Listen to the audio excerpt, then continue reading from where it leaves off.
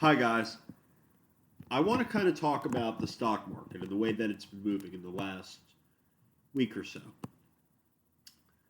A lot of the major traders have kind of distanced themselves from Trump trade and Trump economics and this and that. And the stock market's seen quite a dip in the last week. But there are still a lot of hidden gems on the market. There are a lot of stocks whose earnings reports and their revenue does not match the intrinsic values of these companies. And one of the biggest companies out there, whose stock, in my opinion, is extremely undervalued, is Nike, ticker symbol NKE. And I have this gut feeling kind of lingering inside of me that in the next quarter, Nike's gonna Nike's gonna expand its operation like we haven't seen in the past 2 or 3 decades. I think that Nike's going to retain a lot of sports endorsements of up and coming sports stars, especially in the NBA and golf. I think that their basketball and their golf programs are going to skyrocket through the roof. Um, but more importantly, their stock right now, Nike, is at $54, $55 a share.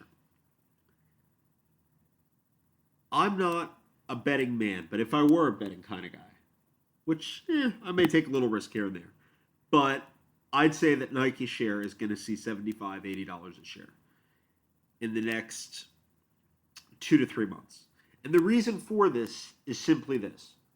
If you look at the value of Nike's competitors and you see where they are with relatively inferior products, you have to realize something that the problem isn't with Nike's product.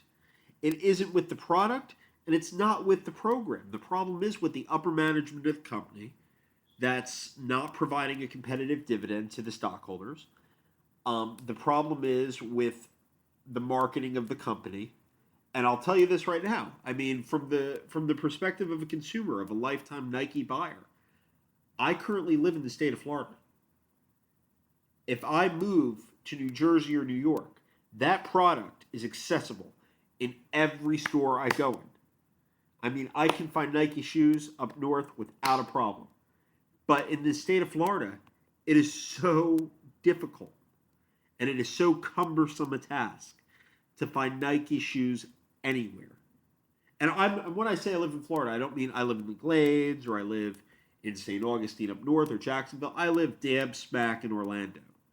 And it is impossible to find Nike shoes. And I think that kind of reflects adversely on their supply chain. And I think that when they can straighten out these little issues of their supply chain and problems in their upper management, and they can increase their dividend so that it's commensurate with the value of the company and the stock price, then I think that you're going to see Nike going even beyond that $75 mark that I said. That's the point where you see when you see Nike hitting one, two, $300 a share. But it's going to happen. Nike's been around for a long time. It's not going to go under today or tomorrow. It's going to stay in the game, and it's going to only keep gaining.